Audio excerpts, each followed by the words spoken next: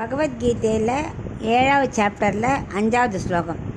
அபரேயமிதஸ்த்வன்யாம் பிரகிருதிம் வித்தி மே பராம் ஜீவபூதாம் மகாபாஹோ யஏதம் தாரியதே ஜகத். இப்போ இதுக்குள்ள அர்த்தத்தை பார்க்கலாம். எல்லாமே பிரம்மா படைக்க மாட்டார். முதல்ல ஒரு ஸ்திதி வரைக்கும் எல்லாம் ஸ்ரீமன் நாராயணன் தான். அவர் தான் பிரம்மம்.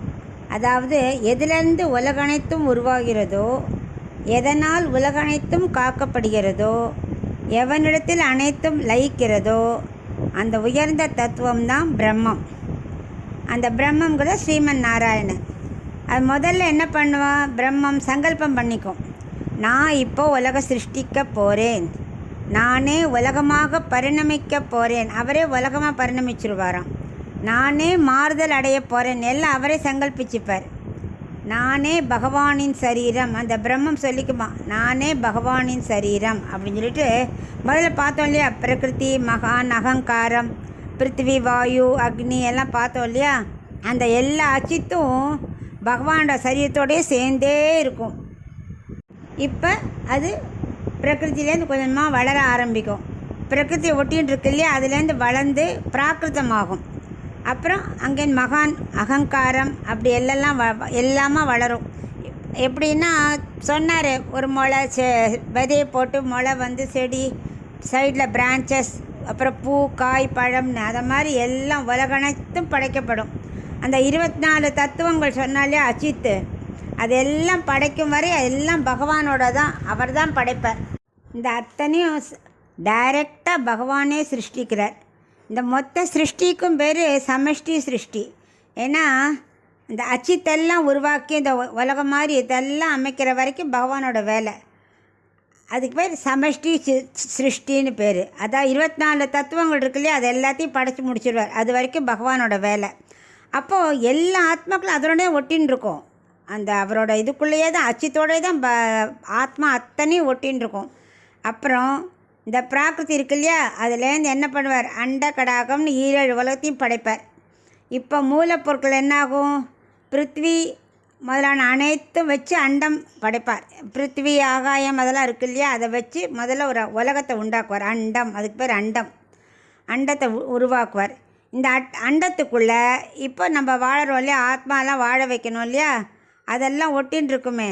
அந்த கோடானு கோடி ஆத்மாக்கள் அதில் ஒட்டின்னு இருக்கு, எல்லா அச்சித்தோடையும். அப்புறம் அதோட பாவ புண்ணியத்துக்கு ஏற்ப இப்போ எல்லாத்துக்குள்ளேயும் இப்போ ஆத்மாவை புகுத்துவார். ஆனால் தனித்தனி உருவம் இருக்காது, இப்போல்லாம் சேர்ந்து மொத்தமாக இருக்குது. இனி வாழைப்போர்வாளை படைச்சி அதில் அவளோட பாவ புண்ணியத்துக்கு மேலே சேர்த்து உருவம் ஏற்படுறது, இதெல்லாம் ஒன்றொன்னா பண்ண ஆரம்பிக்கணும். இது மாதிரி உருவாக்குறதெல்லாம் பிரம்மாவோட வேலை. ஒவ்வொரு ஆத்மா வந்து எப்படி எடுக்கும்னா ஒவ்வொரு உடல் எடுக்கும் இல்லையா? தேவர்கள், யக்ஷர்கள், கந்தர்வர்கள், மனுஷர்கள் எல்லாம் உலகத்தில் உள்ள எல்லா சித்துகளையும் படைப்பார். அதெல்லாம் பிரம்மாவோட பகவான் நான்முகனோட வேலை. ஆனால் அந்த பிரம்மா படைக்கிறச்சே பரமாத்மா அந்தரையாமே உள்ளே உட்காந்து படைக்க வைப்பார். அவர் இல்லாமல் பண்ண எல்லாத்துக்குள்ளேயும் ஜீவாத்மாக்குள்ளேயும் பரமாத்மா இருக்கார். இதுக்கு பேர் வியக்தி சிருஷ்டி. ஸோ வியக்தி சிருஷ்டியை படைக்கிறது பிரம்மா, உள்ளுக்குள்ளே பரமாத்மாவோட. சமஷ்டி சிருஷ்டி உள்ள அத்தனை அச்சித்தையும் படைக்கிறது கடவுள் ஸ்ரீமன் நாராயணன். ஸோ இந்த இதெல்லாம் மூலப்பொருட்கள்லேயே அச்சித்தெல்லாம் அந்த மூலப்பொருட்களை வச்சு சிருஷ்டிக்கிறதுக்கு பேர் சமஷ்டி சிருஷ்டி. இது மட்டும் பகவான் பண்ணுவார். அப்புறம் அச்சித்து பிரிஞ்சு ஒன்றொன்றுக்குள்ளேயும் ஆத்மா போய் அதாவது வந்தது, அது பிரம்மா படைப்பார். அது வந்து வியக்தி சிருஷ்டி. ஆத்மாக்கள் அத்தனை, ஆனால் அத்தனை ஆத்மாக்கள் என்னோடது. அந்த அச்சித்தெல்லாம் அதுக்கு பேர் 24 அச்சித் சொன்னார் இல்லையா? அதெல்லாம் தாழ்ந்த சொத்து, அதுவும் என்னோடது தான். உயர்ந்ததான ஜீவாத்மாவும் என்னோட சொத்து, அது வந்து உயர்ந்த சொத்து. ஆக பிரிஞ்சிருக்கும் அச்சித்தும் என்னோடது, அதை காட்டில் வேறுபட்டதாக இருக்கும் ஜீவாத்மாவும் என்னோடது. எல்லா ஜீவர்களும் என்னோட சொத்து. ஆனால் இந்த ஜீவர்கள்லாம் உயர்ந்த சொத்துக்கள். ஏன்னா அவளுக்கு அறிவு இருக்குது, ஞானம் இருக்குது, என்ன பண்ணணும் தெரியும், அதெல்லாம் உயர்ந்த சொத்து. ஸோ ஜீவ பிரகிருதி, ஏன்னா இந்த பிரகிருதியில் ஒட்டின்றே இருந்ததில்லையா இத்தனை நாளைக்கு? எந்த ஜீவாத்மாவால் இந்த உலகம் தாங்கப்படுகிறதோ, இப்போ இத்தனை ஜீவாத்மாக்கள் இருக்கோம் இல்லையா? அது எல்லாமே இந்த உலகம் தாங்கிறது அத்தனையும் என்னோடது, அத்தனையும் என்னோடய உயர்ந்த சொத்து. அப்படிங்கிறார். உடம்பு தான் அச்சித்து. உடம்பான அச்சித்தை உள்ள உயர்ந்ததான ஜீவாத்மா இருக்குது, அதுக்குள்ளே அந்தரியாமையாக ஒவ்வொரு ஆத்மாக்குள்ளேயும் நான் உட்காந்துட்டுருக்கேன். அதனால் அத்தனையும் என்னோட சொத்து அப்படின்னு இப்போ ஆரம்பிக்கிறார்.